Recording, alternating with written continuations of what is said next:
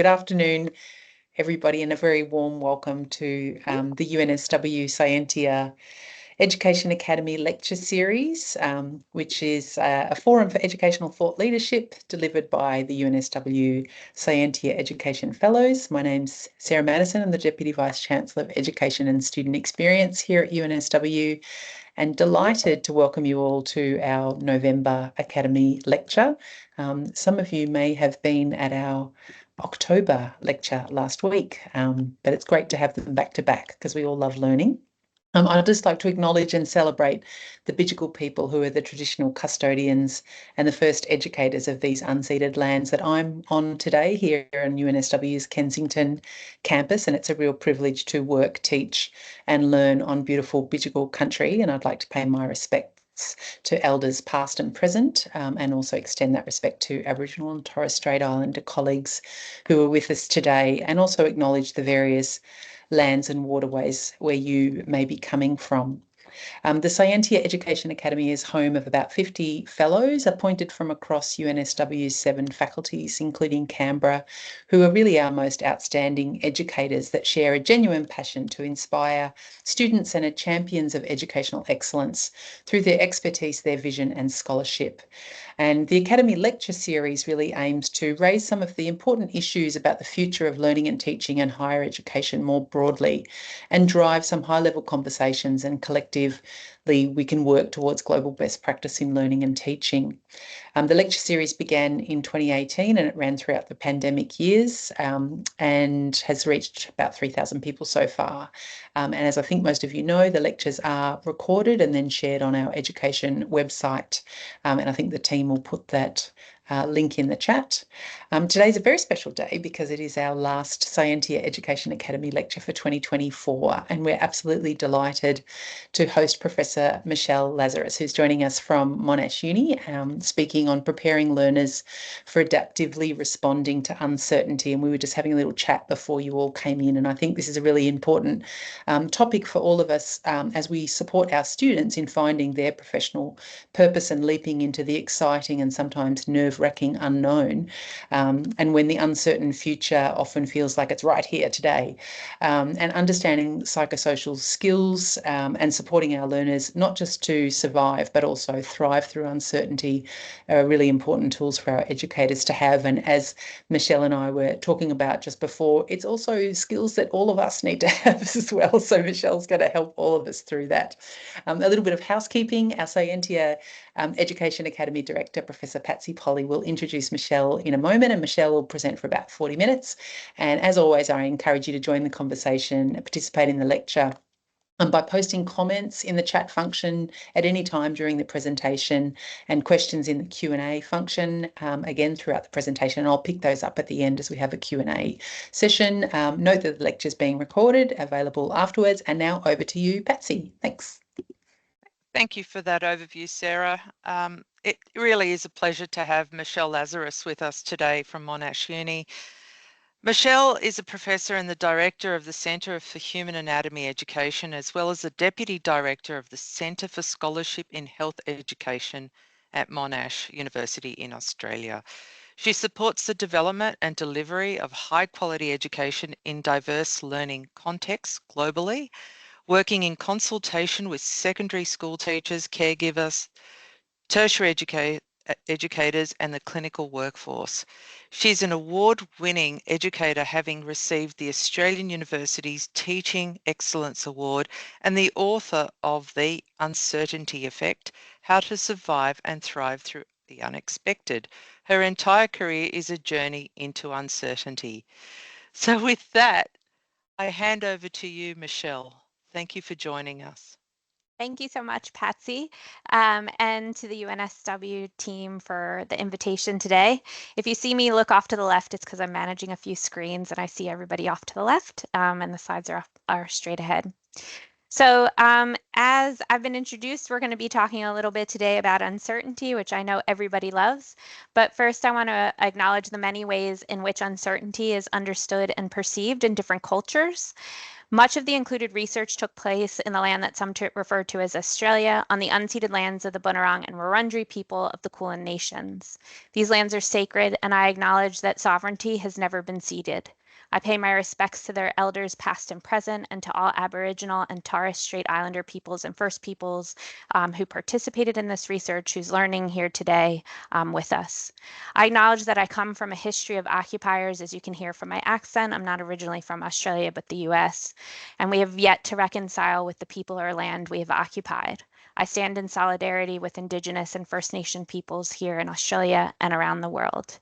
I will highlight that this talk focuses on a Western conceptualization of uncertainty. And again, I want to acknowledge that different societies and groups of people understand uncertainty differently. And this is a picture of Jellis Park, which those of us living in Victoria, we were required to stay within our 5K, and I was very lucky to be on these lands during the pandemic and the lockdowns. Today, we're going to talk about the sources of uncertainty, how we respond to uncertainty, discuss strategies for managing it and psychology behind it. And also, I'll embrace my own uncertainty tolerance by asking questions. As was pointed out earlier, if you get an opportunity to go to Poll Everywhere / Lazarus, that would be wonderful. There'll be some questions here. I have 40 minutes, so the faster we answer questions, the more we'll get through. But I'll adjust as we go. I'm going to manage my own uncertainty. So when you think of uncertainty, what's one word that comes to mind when you think about this? I'm not sure why, but complexity seems to be the biggest one. Anxiety, excitement. Oh, we're getting a lot of them. Agility, confusion, inevitability, everywhere, and doubt. Okay, the anxiety is now taken center stage. So the reality is everything that you see there is uncertainty tolerance. So we as humans manage from anxiety all the way to excitement, and all of those are reasonable responses to uncertainty. And we'll discuss why and the how behind that as we go. First, I'm just going to breeze through all of these have QR codes. You'll have access to the slides afterwards, but everything that I'm presenting is based on a wide variety of research that we've conducted over the last 7 years, but also based on the wider literature as well. We've explored how preclinical and clinical year medical students manage uncertainty, how people in the humanities, arts, and social sciences manage uncertainty, as well as academic practitioners, so people who've been in the workforce and are also teaching manage uncertainty across business, all sorts of different sectors. And in addition, we've done a series of systematic reviews related to uncertainty tolerance. You can ask me more if you're interested in using scales for measuring uncertainty tolerance. Spoiler alert, I wouldn't do it, but it depends on what you're using them for. And then what we started to realize is that uncertainty and how we manage it, sadly, is not just for us academics and those in the workplace to manage. It's actually changes our ability to work it towards a more diverse and inclusive society, our ability to move towards a sustainable unknown future, how we work with artificial intelligence or its certainty. And we've also addressed some of the letters about uncertainty and how it influences different sectors. As we began to realize how pervasive uncertainty is and how useful it is for all of us to recognize the role of uncertainty in our everyday lives, we made it a mission to really translate a lot of this research into community-focused outputs. So if you want to read more about that, we've written about artificial intelligence, general applications, and then healthcare, just for the lay audience, for all of us in the community. And then we've developed a series of externally facing and freely available resources for educators and for clinical practitioners that are available as well. So today, sadly, I can't go through all the sources of uncertainty because there are more than I could probably imagine, and probably I'm uncertain about them as well.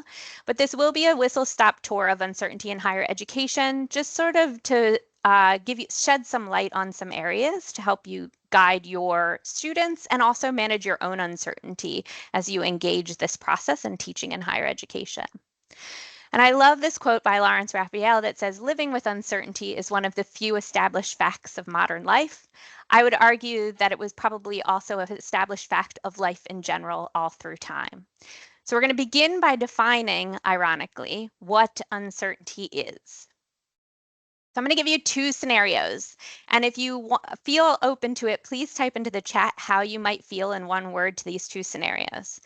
The first scenario, which is true, I went to my very first netball game. I was very excited about it. It was the Diamonds versus the Silver Ferns. And let's say you were going to see your favorite team play. How would you feel about the uncertainty of that game? Would you feel that anxious or that excitement? I want you to think about that. Now I want you to consider a second scenario. Let's say your student or your child is about to graduate and you're about to graduate. You are going into this world where there is issues with housing, there's lack of jobs, there's climate change, and you have no idea what your future is. We're still talking about uncertainty, but how would you feel about that situation compared to the first one? What you can begin to appreciate from these 2 scenarios is that while we perceive the uncertainty in both scenarios, the stakes of each context makes a huge difference in how we respond to uncertainty. So in the first one, maybe the game, for instance, I'm a huge NFL, so gridiron football fan. I can know the outcome of a game before I actually watch the game. And the truth is, I choose not to watch the game if I accidentally see the score, because to me, the uncertainty is the part that's exciting. That's the fun part. Whereas on the other side, I'd want to know what my future is. I want to know that I'm going to be secure, that I'm going to have a roof over my head and food on my table. So the stakes of the situation make a huge impact on our uncertainty tolerance or our ability to handle uncertainty. And those stakes, while we used to think that uncertainty tolerance was something you were born with, we're starting to realize that these contextual factors play a big role in our uncertainty tolerance. So I want you all to consider the following question. And I want you, are people able to write in the chat, hopefully? Choose a letter A, B, and C to the following question. When the pandemic started, so it's March 2020, how did you respond? A, curious, confident, appropriate grocery shopping. B, acknowledgement, ambivalence, continuing with normal activities. Or C, anxious, vulnerable, and panicking buying toilet paper, or in my case, dried peanut butter.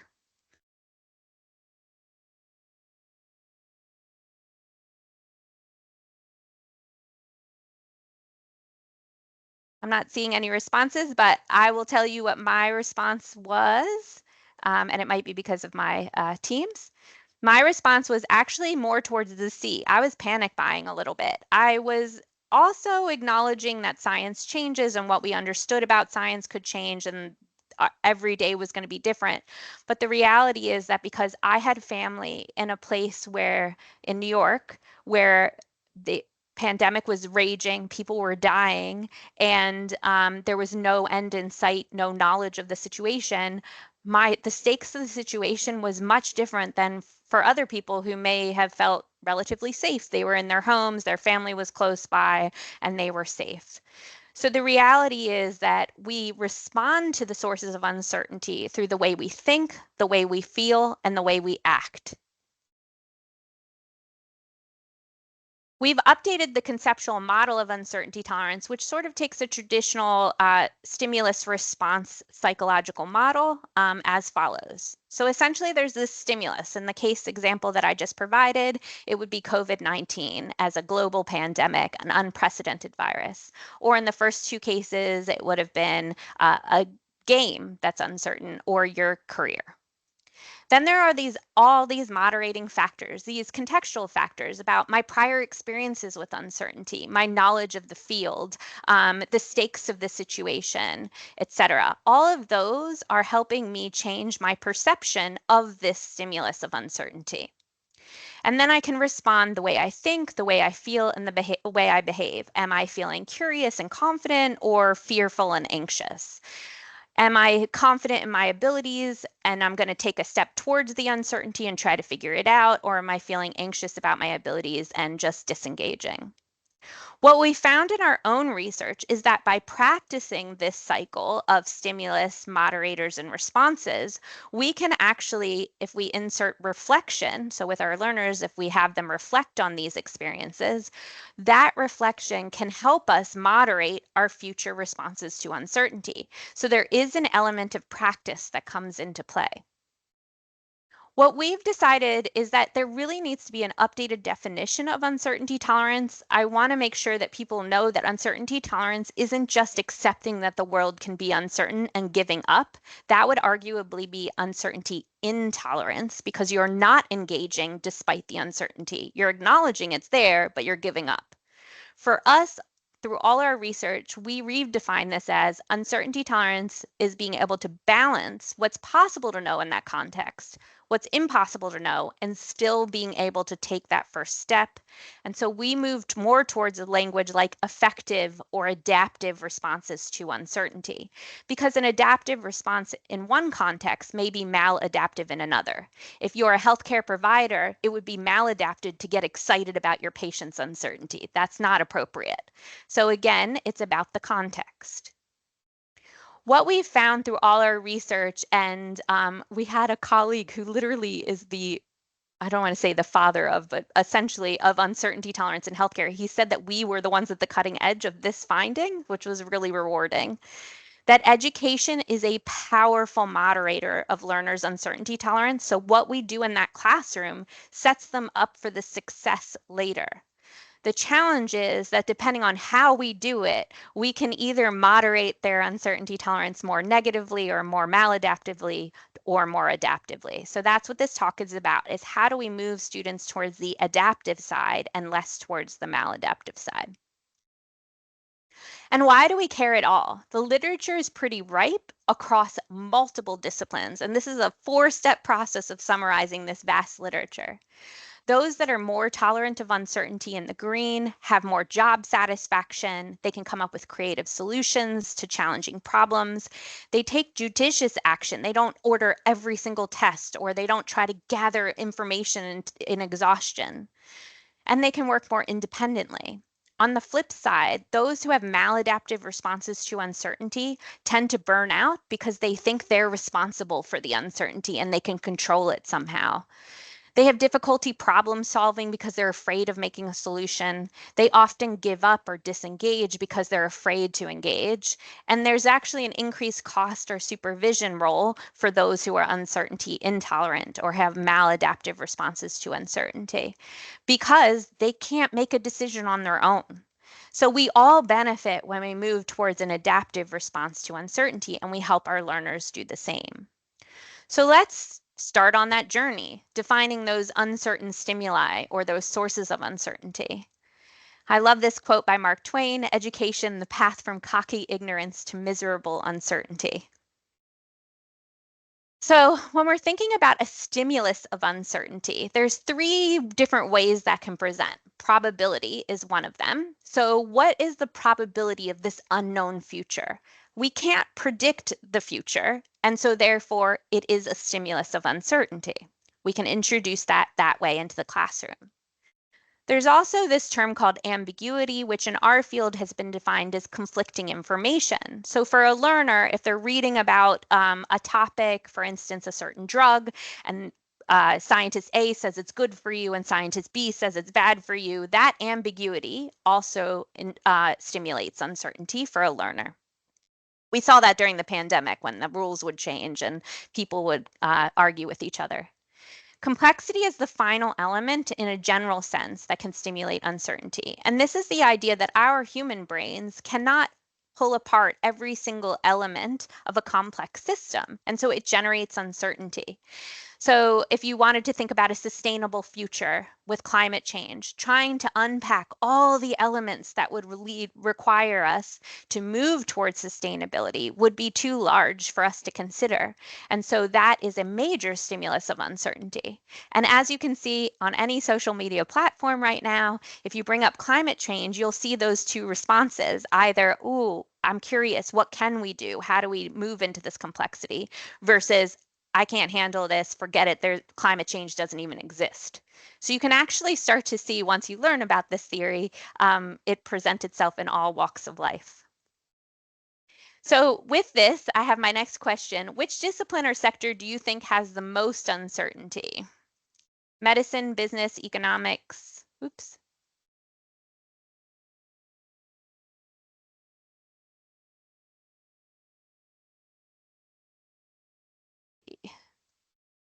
Are you able to respond to that? Is that working? Yeah, okay. Music, technology, nursing, education, medicine, technology. All right, we're seeing changeable responses, nursing. As you all are answering, I'm going to take a wild guess that you voted for maybe a field that wasn't your field, but that appears to be something on the outside. So what I mean by that is every time we interviewed a different group of people, a different workforce, they all said, oh no, my field has the most uncertainty. And that field, whatever field it wasn't them, had the least uncertainty. And the reality is, disappointingly, every single field we studied had a large amount of uncertainty. So when we looked deeper, it turns out that humans, we are the significant purveyor of uncertainty. It is our individual thoughts, feelings, and behavior which stimulates the workplace uncertainty that's described in each sector. And I was talking just before this about AI and automated vehicles. And in fact, automated vehicles are fabulous at riding alongside each other. But as soon as you put them on a road with a human driver, they can't predict our uncertainty. And that's exactly how I got interested in AI as well, that humans are filled with uncertainty. So if we're in a career, and name one that we're not, you will experience and have to manage large amounts of uncertainty. And in education, uncertainty isn't distinct from knowledge. We all as experts probably intrinsically know this. It's our students that may struggle, but it's inherent in it. So I want you all to consider one word that you feel when you're looking at this very dark cave. I'm going to guess, as you're thinking, that we're going to get a wide variety. We're going to get people who, just like we saw in our opening question, are excited about this cave, wondering what's around the corner, and others like me who are scared of what spider or snake they might step on. I'd be very nervous in this context. Whereas if I presented you with this cave where there's a little bit more light, there's still uncertainty ahead, but I can see enough that I'm feeling comfortable, we move more people towards excitement and curious.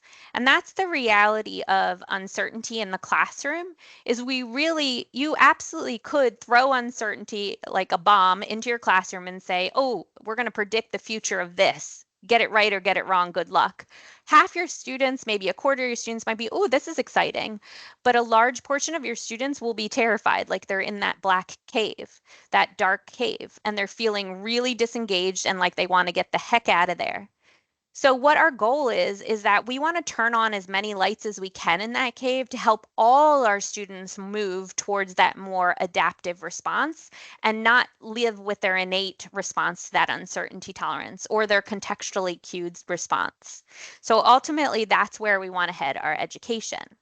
We want to help our students cross that threshold into that dark cave with curiosity instead of fear, with excitement instead of anxiety. And so we do this, first step in is stimulating uncertainty. And while I'm not going to go into details about this today because we've created this wonderfully open access book on it, there are 4 different ways that you can develop in your classroom that purposely stimulates uncertainty in your learners. And this is transferring learners when you take information from textbooks to real world, gray cases where you introduce unknowns to cases and have students work through them and start to realize that knowledge changes depending on those gray areas. multifaceted perspectives where you take people who are talking about the same topic, but all from different points of view. So students start to realize that knowledge isn't as concrete as they first thought. And then the questioning preconceptions, where you literally question the underpinnings of what the student thought to be true, that a chair is something for sitting, for instance. So there are different ways you can stimulate uncertainty, but I want us all to be aware as you're reading that chapter is that what you're doing by doing this is pushing your students into that dark cave. And unless you turn on some lights, a lot of your students are going to disengage, or in my case, when I first started doing this research, be visibly angry. So when we turn on lights, the way we do that, and again, this is in chapter 5, and I would encourage you to read that. I'm not going to spend too much time on this because I want to get to the psychology behind it. But there are things that we as educators can do that turn the lights on for those students. We can put them into diverse teams. We can reduce or elevate the responsibility for knowledge or calling out on a student versus working in the team. There are different factors that can turn the lights on or turn the lights on in the cave, and understanding who our learners are. In this case, the example I've used here is a third-year student who's really cognitively flexible and knows that knowledge isn't always certain depending on the context.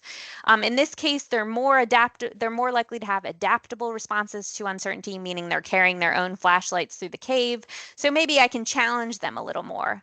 And what I'm trying to illustrate is you're not always trying to support their uncertainty tolerance. Sometimes it's okay to challenge it because they need to. They need to sometimes be responsible for knowledge. They need to report out as individuals. So I encourage you to read our open access handbook. There's so much guidance in there and how to build this into classrooms, but those are the underlying basic principles. So when we consider a learner who arrives to the classroom, their sources of uncertainty are numerous. This is why those scales that I mentioned before are not great. They're asking, how do I fit in? What's the clinic going to be like, or the classroom? What do I need to know? What's the best way to study? How do I even go to university? Where's the toilet? Where do I park? Basically, they're drowning in uncertainty, especially at any transition. So from secondary school to university, university to the workplace, they are drowning. And then if you're about to teach someone, you also have uncertainty you have to manage. What will the student understand about what I'm saying? What's their capacity to learn today? What are the learners motivated by? What questions? I know when we moved to flipped classroom, everybody was scared who was an educator. What are they going to ask me? How will my plan differ from reality? Will the technology work? The end result is that we all start to feel really uncomfortable because we are both groups drowning in uncertainty. And if we don't put on those lights or build adaptive responses towards that uncertainty, this is what we would expect to see. So this is a normal response to uncertainty when the stakes are high. And in education, the stakes are very high for both the learner, who might not get the job they want, might not get the love at home if they don't get the grade they get, and the educator, who is their promotion, their career is built on this. It's a lot of uncertainty. What ends up happening in systems, educational systems, where you can imagine these are individual learners, individual teacher, if you put that across an entire system, it's a lot of uncertainty that education systems are managing. And please ask me about SETUs later if you're interested in learning more about why I think SETUs can be an additional challenge to this context. So let's explore educational systems' responses to all of these stimuli of uncertainty. And yes, spoiler alert, they aren't great. These are 3 different ways that we've found that different educational systems and different workplace sectors respond to uncertainty. Operationalizing, so they use checklists to make sure, have I ticked everything off? Predictive modeling, where I use past behavior and past data to predict the future. And then simply accepting that uncertainty is part of the puzzle and we have to manage it. And we interviewed and explored 4 different sectors: education, healthcare, business and economics, and science. And what we found is that education and healthcare tended to operationalize. They used checklists or lesson plans to manage the uncertainty. We found that predictive modeling was used for both healthcare and business and economics. So what's my prediction that this patient will improve or the economy will improve? And then both education and science seem to have an element of acceptance. In the case of science, they're literally predicated on seeking out the uncertainty, despite us teaching in a directly opposing way. And when we map the themes across on a matrix, what we found is that depending on if it was the majority of the uncertainty was with the individual, as it is often with teaching with that learner and the educator, or across a system, we would see a different mitigation strategy. So in the case of healthcare, you have to manage a healthcare system and you have to manage a patient at the individual level, and you have to oscillate between them. And so we found that they were tending to use operationalizing and predictive modeling. Whereas education, when we were studying the individual educator with their learner, they tended to be more towards the individual system as opposed to system uncertainty. And so they were tending to more operationalize, which also moved them towards acceptance. So the reality is that as education becomes a higher risk, as I said, stakes matter, our research suggests that the sector will increasingly move away from acceptance and towards additional uncertainty containment strategies, in that they'll move more towards predictive modeling. And I would argue we're already seeing that because learning analytics and all of those elements of AI are being brought in. Oh, we can fix the system this way, we can fix the system that way. And that's an element that we're seeing. Educational systems can have high stakes, as I've said, and high uncertainty. And so the response that we saw repeatedly over and over is a containment strategy. How do we suppress that uncertainty? And they do that through models, procedures, and policies. So essentially, they're playing whack-a-mole with the uncertainty. Oops, there's a little bit of uncertainty over there. Is that student going to graduate? Oops, is that, are we going to lose money? What about the international students, et cetera? So we're hitting it down in one place. And what our research shows is it just pops up in a different location. So containment strategies, while we use them across the sector, are not very great at managing uncertainty. So the reality is that the sector takes this approach through demanding lesson plans, requiring obscenely detailed marking rubrics. You can tell where I stand on this equation. Policies that go on for pages, and then that big data and modeling. So education systems tend to use containment strategies. But can we checklist our way out of uncertainty? In reality, we saw the fact that during the pandemic, all of that went away because they recognized, whoa, we're teaching in unprecedented times. We need a different way forward. And so they took away all of that. And magically, we did an amazing job of teaching our students during that period because we were given that flexibility. And in reality, when you use these containment strategies like Bibles and you hold people responsible to them like with extreme rigidness, we actually end up with bias because many of those containment strategies don't allow for a lateral point of view or managing the individual sitting here in front of us. We have inaccurate metrics because we're using big data that doesn't necessarily represent what's actually happening with students. We published a paper on AI recently that says basically students aren't stupid, they're very intelligent, and they will learn to do the work of learning off the data, outside the system, because they know they're being measured in the system. It also leads to burnout in educators, not only because of what I mentioned before about the individual aptitude for managing the uncertainty, but many of us can see what we need to do in our classroom to help that student. But because of all these containment strategies, we can't actually enact it. And so that leads to burnout because we can't do the job we know we need to do. And then finally, if you have an uncertainty intolerant system, you end up with staff and students who are also equally uncertainty intolerant because the risk of being adaptive, being able to counter those policies, being able to counter those guidelines becomes too high for those involved, and so they become intolerant. So the system perpetuates itself. Ultimately, educational systems really aim to lessen the embedded uncertainties in education by generating frameworks and competencies and having educators engage in tick-boxing lesson plans. These attempts at conformity often generate frustration and cause burnout for those in the classroom because no matter how hard a teacher works to reduce uncertainty, education is a human activity and uncertainty is part of the human condition. And as I said before, the HE sector responded adaptively during the pandemic, and we did very well.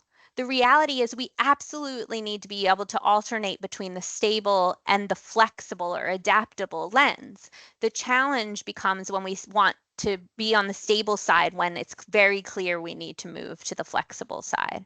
So we've seen our sector adapt and respond appropriately. What we need is something in the middle between what we had during the pandemic and our ongoing stability so that we can manage the innate uncertainty of teaching.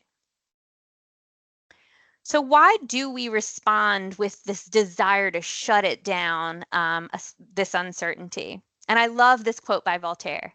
Uncertainty is an uncomfortable position, but certainty is an absurd one. Our brains do not like uncertainty. Our language illustrates that. We are pre-programmed to fear uncertainty. Some believe this is an evolutionary holdover, but here we can see all these synonyms for uncertainty, and many of them are not positive, to say the least, and language often illustrates our thought. There's been a couple of beautiful, elegant studies about this. So there was a group who were certain and a group who were uncertain. And each were given a random act of kindness. The group in the certain group were told what the random act of kindness was, the gift, who it was from, who it was for, and the purpose. The group who was in the uncertain group of the study, they were told nothing about the surprise, just the random act of kindness was dropped in their hand. All it said was Smile Society, and they ran away. So they started to ask a few questions. Which group had the greatest happiness, and which group do you predict had the greatest happiness? Well, the predictions were that the group in the certain group, the certainty group, would have the greatest happiness because they knew what the prize was going to be and they knew what the outcome was going to be. Those in the uncertain group were predicted to have the least happiness. But when they actually measured it, it was the group in the uncertainty group that had the greater happiness. So it's more like that example of the netball game, that it's kind of surprising and fun to experience it, but our brains are telling us it's not fun.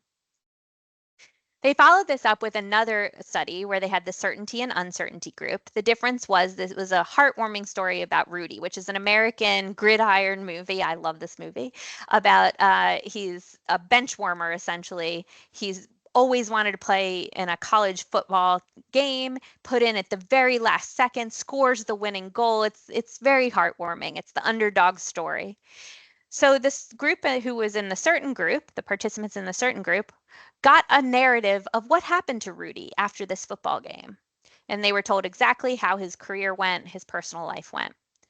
The group in the uncertain group was given two possible futures for Rudy and decided and had to sit with both of those. One group was given scenario 1 first, the next group was given scenario 2 first, but both were given different scenarios.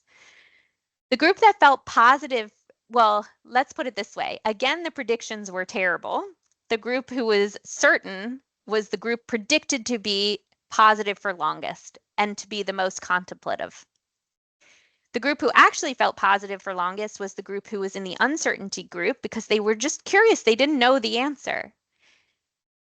Which group considered Rudy's life longer? I hope you can predict that it was actually the uncertain group who sat and considered the answer longer. And when we're thinking about really complex problems, we don't want certainty to close our thinking off too early. We need the uncertainty and we need to sit with that discomfort so that we can consider all possible outcomes to a point. So our takeaways are from the wider literature that emotions often drive our responses. So all those predictions about who would be happier and the evolutionary psychology behind it is that our emotions tell us, oh my gosh, something's coming to kill us. That thing that's killing us is the uncertainty. So we predict uncertainty often, almost is negative, and the outcome will be negative. Our brain is wired to predict that this uncertainty will be negative. But uncertainty is actually the thing that supports critical thinking and learning. And there's been multiple fMRI studies that repeat this behavior that show that under conditions of uncertainty, we tend to think longer. And we've just concluded a study exploring reflections, and it turns out a stimulus of uncertainty, asking a student to reflect on an uncertain experience, even for people who were struggling with deep reflection, were able to reflect more. There's something about uncertainty that stimulates critical thinking.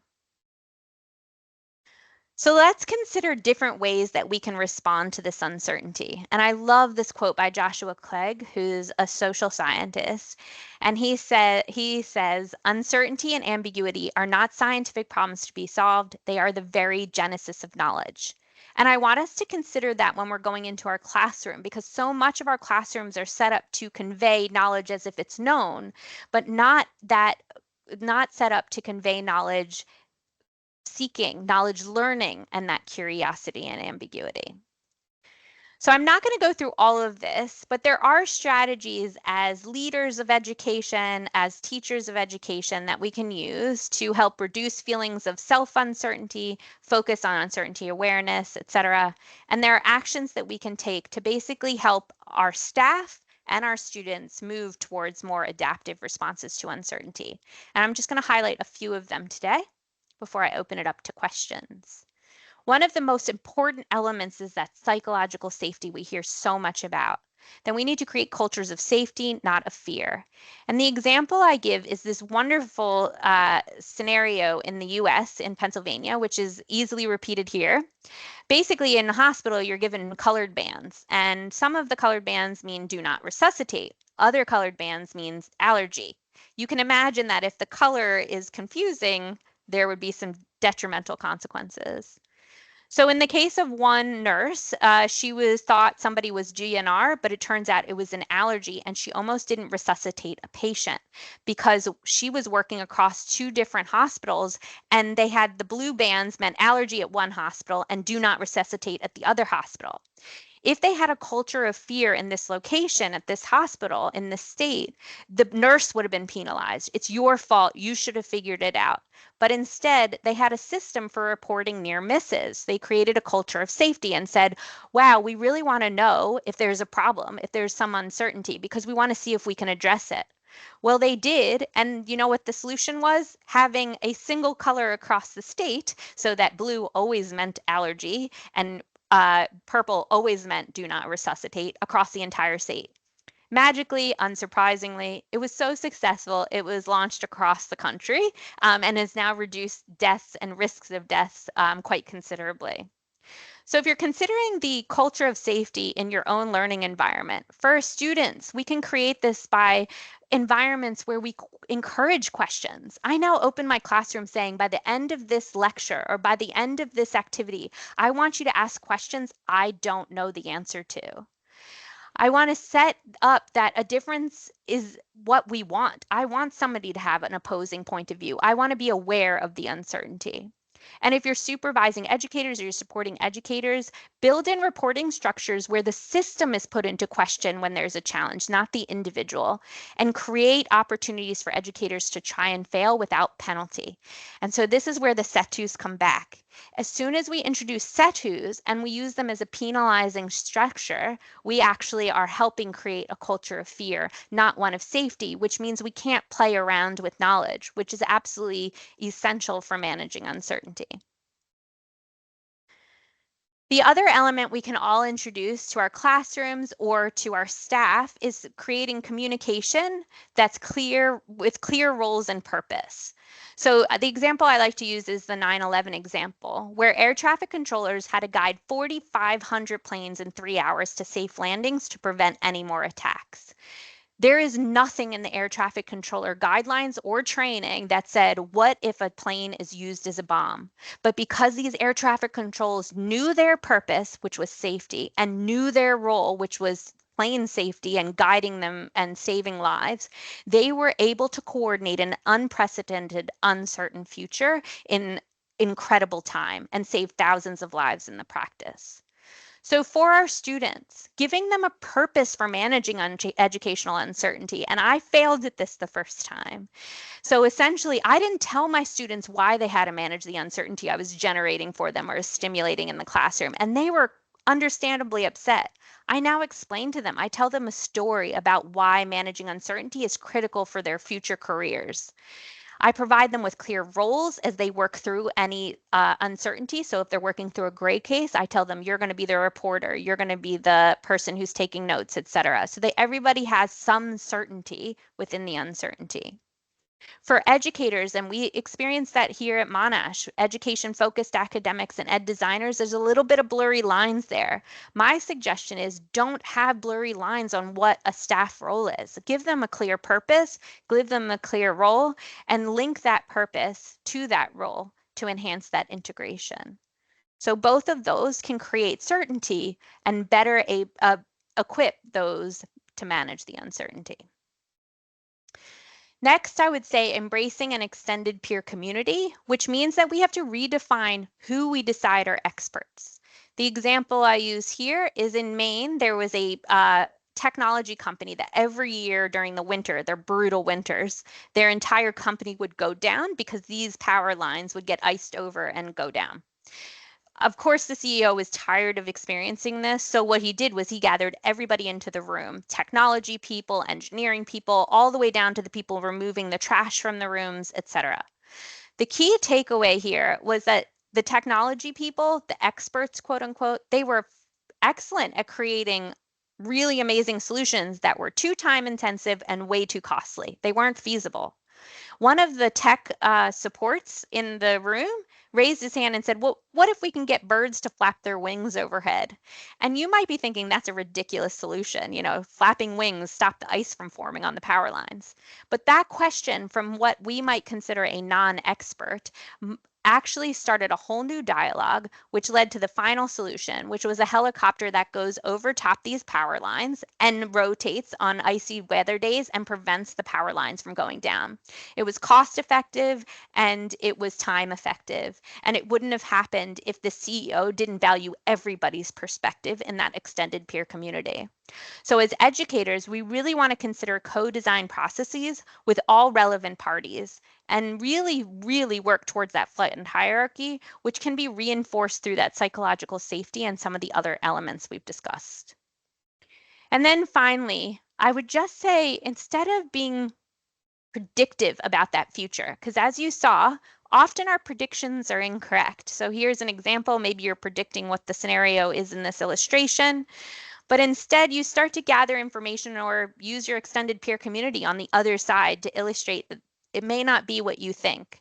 So being open, being curious, and asking questions, inviting those uncertainties in can make a huge difference in the process. What we've found is that the leader matters immensely. If you are not a leader who can tolerate and manage and encourage the uncertainty and people to report it, you will generate maladaptive responses in your employees and learners. So please, please, if you're in a leadership position, take this seriously, I would say. Why support uncertainty tolerance? Because ultimately everyone benefits. Artificial intelligence, as I illustrated with that automated vehicle example, is really great at appearing to be certain. It's terrible at managing the uncertainty it's not programmed to manage. So our human ability to manage uncertainty actually protects our future work and our ability to function. It helps us be more inclusive and curious because if we're not familiar with the culture, instead of assuming that the other culture is wrong, we can stay curious and even in the discomfort of not knowing. We have massively improved well-being. That's the most consistent response we see with people with who are more tolerant of uncertainty or have more adaptive responses because they're less likely to blame themselves when something goes wrong. And then finally, we really have an enhanced capacity to solve today's wicked problems when we are more adaptive in our responses to uncertainty, because each step we can't predict what that sustainable future looks like, but we're more willing to try out a potential solution and change or adapt as new information comes in. So now, if you wouldn't mind taking a minute to just share with me one word that comes to you when you think about uncertainty now, I would be forever grateful.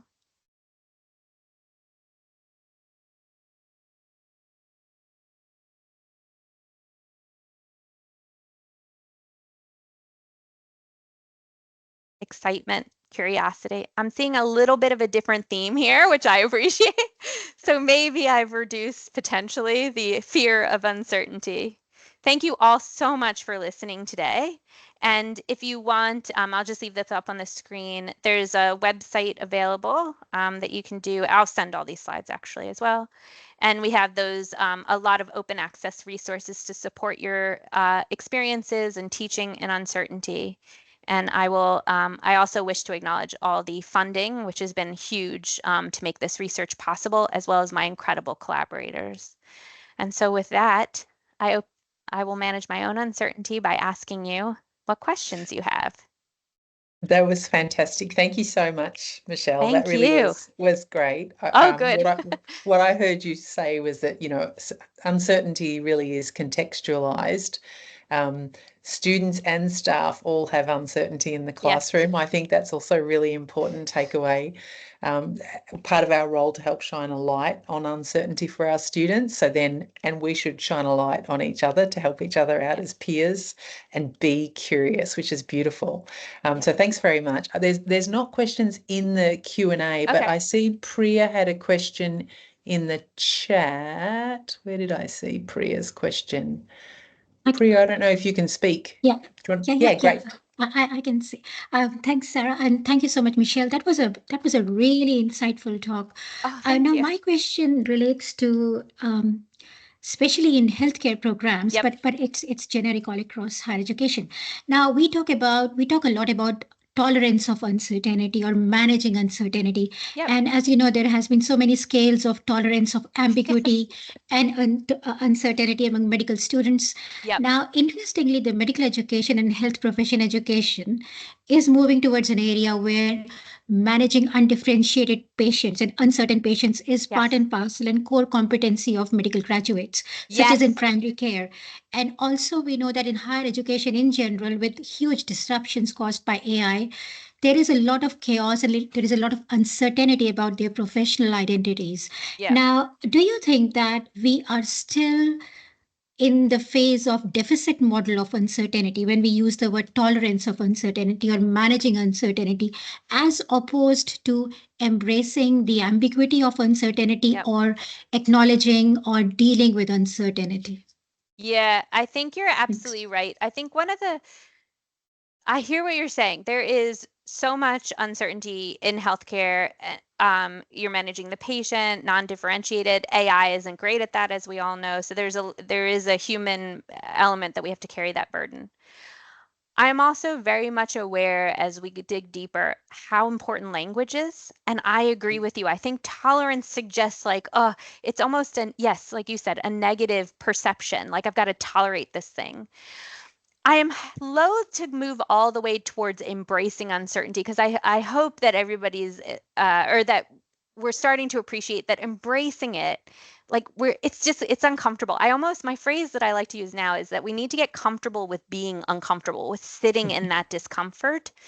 So I'm hesitant to use embracing unless you're watching a game, maybe unless the stakes are really low. And that is what I love about the other phrases you use. They are more towards the language I think we're moving towards, which are adaptive responses to uncertainty. So an example in healthcare is referrals, right? Referrals can be either a maladaptive or an adaptive response to uncertainty. And so to label referring on a patient as maladaptive is inappropriate because in some cases, you may have a limitation of information. You need a specialist and it is appropriate. Other times, however, it's a maladaptive response because the patient should be examined further. You should stay curious, but you're just feeling, oh, they have undifferentiated pain. It's all in their head. I would argue at that stage, it's probably a maladaptive response. So I agree with you, language matters, and we're moving more towards adaptive and maladaptive responses because of that. Yes, 100%. Yes. Thank you, Michelle. I'm certain about that. No, I'm just kidding.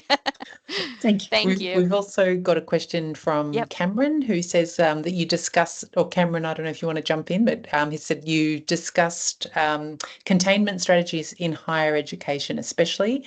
I also see new regulation as a typical response more broadly.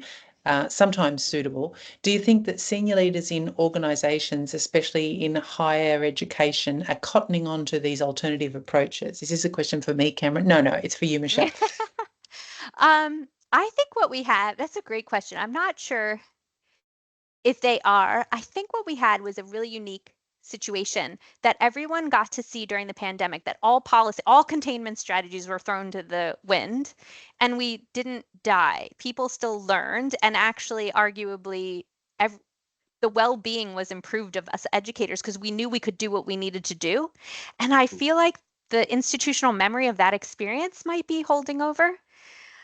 I also think you're touching upon something that's really important that I didn't get to discuss today, but that when you're dealing with a really complex situation like higher education and how what we're seeing with the government rolling it out, and then we can see the negative impacts now. Maybe their idea was good, but it is a complex system because we're dealing with multiple higher education institutions across an entire nation. The appropriate or adaptive response in this case would be to be adaptable. So you would say, oh, we tried something, we were uncertain, it's not working, I'm going to shift gears. And that's the element that I don't see happening at the government level. And I would is starting to change at the institutional level. So I do agree with you, Cameron. I think you're onto something, that adaptive responses in complex situations is taking a stance because we can't know the future, but adapting as information comes in, and government does not do that. They stick with an answer and a solution and they will ride it to death. Yeah, and probably, some senior leaders will certainly do that too. I've made a True. decision, we're heading in this way, let's go. And the same thing happens inside the classroom sometimes as well. Yes. The teacher says something and that's the way that we're going to go. There's another question here from Kate Ryan. Hi, Kate. Yeah. Is there an element of uncertainty which is connected to trust? We're just starting to explore that, but yes, there is. We looked at that in automated vehicles a little bit, and there does seem to be a little bit of overlap with the conceptual models, absolutely. So because of that discomfort, we label that discomfort as distrust or incorrectness sometimes. So Kate, I think you're onto something. I do. I don't have I'm a little bit uncertain about that right now, but I do think you're onto something. You get to make uncertain jokes all the time. I do. I'm gonna ask a question because there's not another one in there that I can see. You talked about sort of, learning about uncertainty and sitting in uncertainty, and if we know that knowledge has uncertainty in it as well. If we actually discuss this really openly with our students, have you seen any evidence that it has an impact on academic integrity? And maybe that depends on the type of assessment that's done. But if you kind of talk about uncertainty, there's no point cheating if everything's uncertain, I suppose is what I was getting to. There's no right answer. Do you see any connection there? I think academic integrity may be one of those complex concepts, meaning that there's also stakes involved there, which is so as soon as you introduce stakes into a context, and those are high stakes, right? Academic integrity. Will I get the grade I need, et cetera? Yeah. The innate response tends to be dropping in uncertainty tolerance. So even if we counter it, we would have to counter it through a multi-pronged approach. So if we only are saying, oh, but knowledge is uncertain, they'll be like, yeah, right, the stakes are still high because I get a grade and my grade decides my future. Do you know what I mean? So stakes seems to be this element that comes over top everything. So I would argue one of the things that we could do better at is managing the stakes of the context. So targeting the stakes, lowering the stakes, and then you can open up more avenues to manage the uncertainty. Fantastic. Thank you so much. Look, we have run out of time. I know people have got to disappear. Thank you so much for being with us today, sharing this really amazing research. I think you've given us all a lot to think about, and the uncertainty means we're going to sit with that and we're going to contemplate and reflect. So that's really good. I've learned something, so that's excellent. Thank you very much, everybody, for joining us today and being part of the Scientia Education Academy lecture series. I hope that you've enjoyed today's presentation by Michelle, which was fabulous, but also the series through that we've had all year, and we look forward to you joining us again next year. And I think the team are going to put a short survey in the chat, and otherwise have an awesome day, everyone. Thanks so much. Thank you so much for this opportunity. You bet. See you, folks.